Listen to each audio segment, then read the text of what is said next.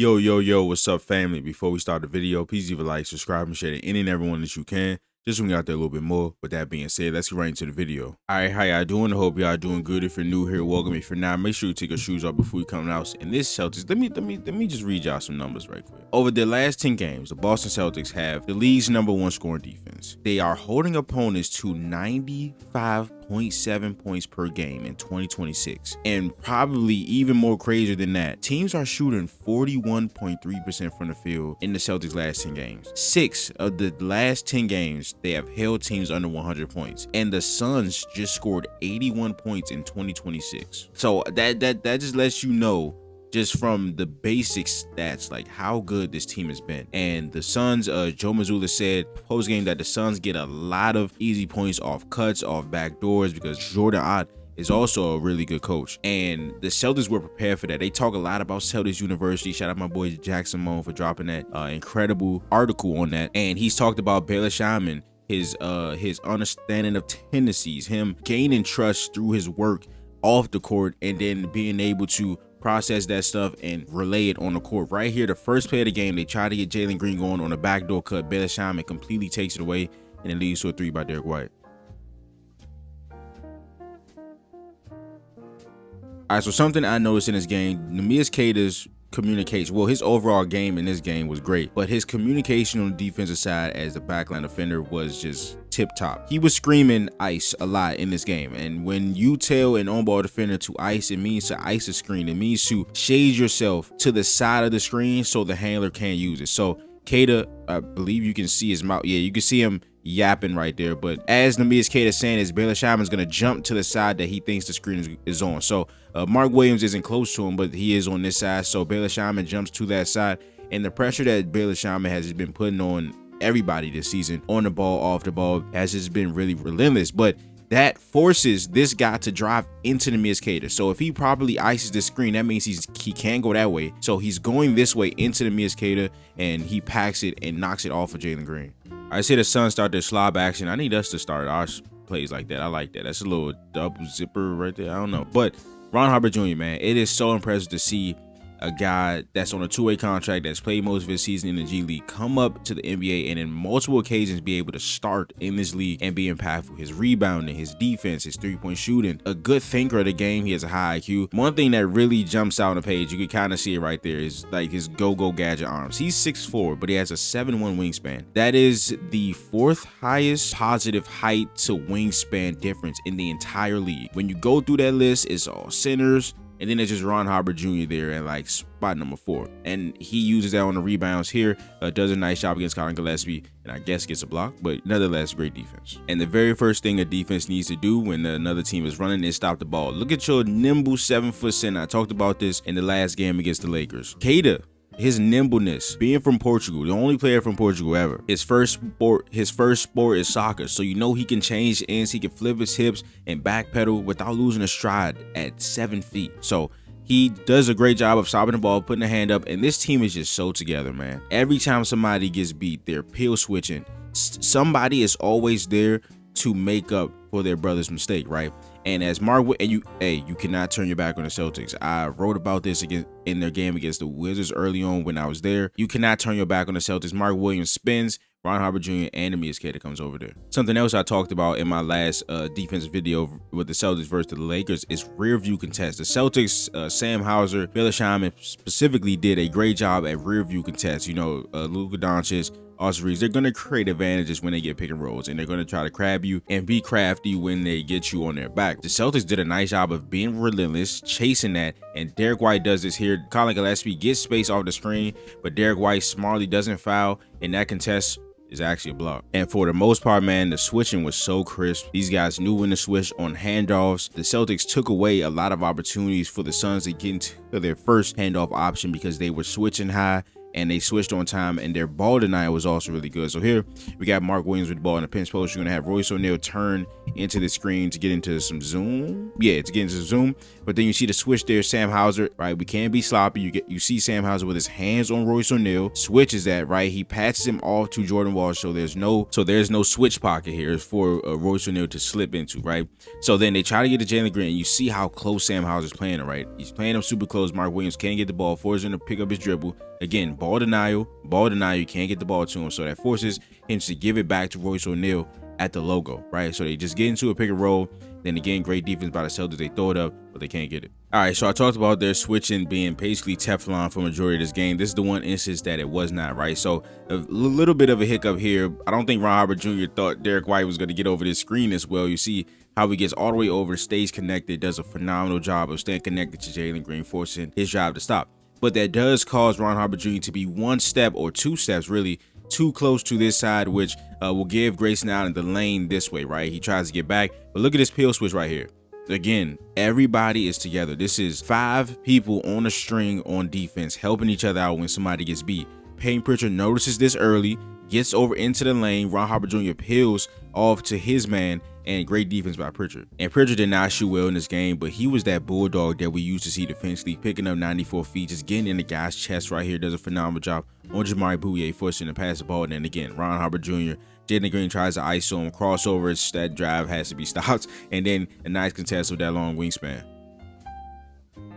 And man, watch this possession by the Celtics. Ron Harper Jr. is on the ball, fights through this rubbish here, gets back to Colin Gillespie, plays the drive with his chest, and then right there forces him to pick it up. So Colin Gillespie just dribbled for 8 seconds and went nowhere because of Ron Harper Jr. But look at the ball denial by Derek White up top right here. You see Colin Gillespie's looking for somebody. Nope, not right there. They try to initiate the blind pick action. Nope, I'm in that gap. Forces Royce O'Neal to go screen for Colin Gillespie. But right here, the Celtics take advantage of the Suns' bad spacing. Look at where Colin Gillespie, Royce O'Neal, and Ryan Dunn are right there. They're all bunched up, and this allows the Celtics to guard 2-on-3 right here. Mark Williams and Jalen Green gets to this handoff. Again, you got Baylor Shaman right here in this gap, so he can't turn a corner. If Baylor Shaman was not here, Jalen Green has all this space, because when Mark Williams sent Ryan Dunn over there, they're just getting to a 2-on-2 quick handoff, and that's good action by them. But the bad spacing over here by the Suns allows Baylor Shaman to be right here, and for Derek White to use his instinct to guard 2 players because they're both right beside him. So as the ball goes to Colin Gillespie, Derek White gets right there. You see Ron Harper Jr. is in the passing lane using that wingspan, so the pass can't just immediately go here. But then because of the bad spacing, that just allows the Celtics to get back and play 3-on-3, and they're all back to their men like nothing happened, right? And then Colin Gillespie tries to drive, Celtics converge on him, and he missed. And just look at Baylor Shaman working this possession right here. Spinning off screens, going over top of screens, just being the guy he's been all year right there. He tips that shoulder like a defensive end right there to skip back over that screen and force Jalen Green to pass the ball. Ron Harper Jr. closes out under control, hands up right there. We got a go screen by Ryan Dunn. Well, he's basically just slips it, but the Celtics play that perfectly, force another pass. And again, hey, what he's been doing really good this season is jumping to spots, right? So right here, as Jalen Green catches the ball, he's gonna do a little rocker step right there and go this way. Watch how Baylor Shaman just jumps right there and stops whatever that was, right? And he tries to isolate. He's in front of him, forces a loose ball. He's in front of him. And the moment Jalen Green thinks he has a slither of space, watch him miss Cater. And my favorite play of the night right here. When I see chase down blocks that involve 2 guys, I always think about when LeBron James was telling the story of his infamous chase down block in Game 7 versus the Warriors. He always told his Cavalier teammates, if somebody is on a fast break, if they're going in transition, they're trying to get a shot at the rim, whether it's a layup or a dunk, all he asked of his teammates was to not foul and just make that guy change their shot even a little bit, because every half second, every second matters. And if they were able to do that, which J.R. Smith was able to do with Andre Iguodala, he did not foul. He forced him to change his shot, and him changing his shot gave LeBron James all the time he needed to chase the ball down. What Baylor Shaman does on this possession is just as important, if not more important, than the actual chase down block. He does a phenomenal job going straight up, right? He, on this play, is J.R. Smith, right? He does a phenomenal job of going straight up, forcing Jamari Bouye to have some hang time, and Ron Harper Jr. is LeBron James right there, smacking that off the glass,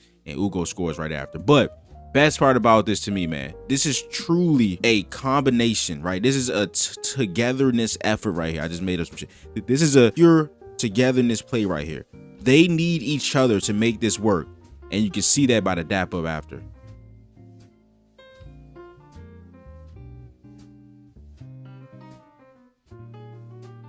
All right, so Joe Mazzulla said post-game that he thought the Celtics were very disciplined in the game plan. So having great game plan discipline defensively, the Celtics are going to do something different with all these guys on the court for the Suns based on their skill set. So we know that Grayson Allen is going to be sprinting off screens, sprinting to get these handoffs. So Ugo is in his chest, right? Also, Iguodala is not a guy that can shoot the ball. So you see we have drop coverage here and we're letting him do his passing thing, right? But for Rasheed Fleming, who was a rookie that I really like coming out of college, I wouldn't have minded if the Celtics picked him. But obviously you see how our rookie class is going. So we cool on that. But defensively, he showed his length, he showed his athleticism, and he was guarding Peyton Pritchard for a lot of his game at like 6'8", 6'9", right? But on offense, we don't really trust him to shoot. Look at that, 530 without scoring. We don't really trust him on offense yet, and he hasn't given us much, especially in the scouting department thing, to be like, okay, this guy's a threat. So what Derek White is going to do when he's setting screens, Derek White is just going to play back, right? He's just going to be a free safety, right?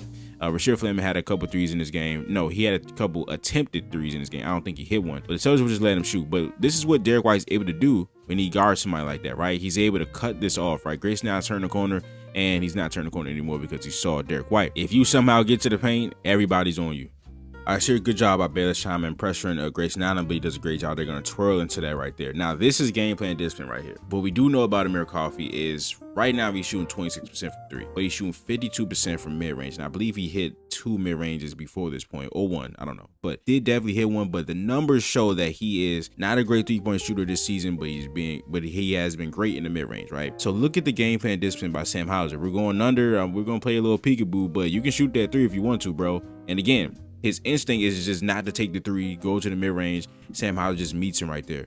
Then he get it back to Grayson Allen, I believe. That's a good job of not fouling on the 3-point line, and Grayson Allen's air ball. And again, the activity and the on-ball prowess of Bayless Shaman continues, man. And there was like 2 or 3 possessions in this fourth quarter where the Celtics played phenomenal team defense for like 20 seconds, and then Colin Gillespie hit some crazy fadeaway shot.